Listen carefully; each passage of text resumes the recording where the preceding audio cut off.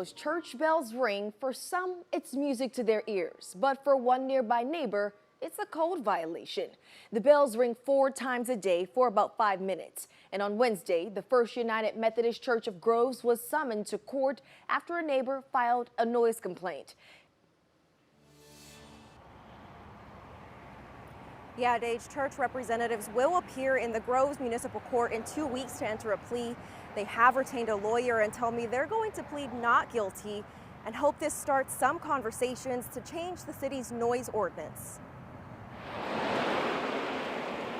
At the corner of Washington and Cleveland and Groves is a church with a lot of history. The bells have been a ministry to the church for about 50 years or so. Pastor George Wilson has been with First United Methodist Church of Groves for about 3 months. We've had 2 hurricanes and an evacuation and a pandemic. And Wednesday, they were hit with another hurdle. The church was summoned to appear in the Groves Municipal Court later this month after someone filed a noise complaint. Well, I was just like a lot of people, kind of surprised. For most neighbors, including the Canizales family across the street, the bells aren't an issue. I like it when it's Christmas because they play Christmas music.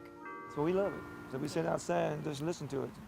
It's relaxing. But to one neighbor, the bells are loud, raucous, and interferes with public peace and comfort, making it a violation of the city's noise ordinance. The bells have been ringing before any of these people probably lived here. Joy Tomplate has been an active member of the church for over 40 years and says they've already turned down the volume twice after getting complaints, but the news was still shocking. It's hard to believe, to be honest with you. The nearby cities of Port Arthur and Nederland both exempt church bells from their noise ordinances, but that's not the case in Groves. I'm not the prosecuting attorney.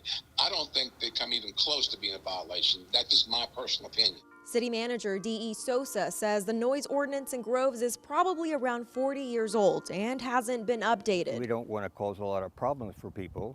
We want to be agreeable because we feel part of our job as Christians is to be understanding.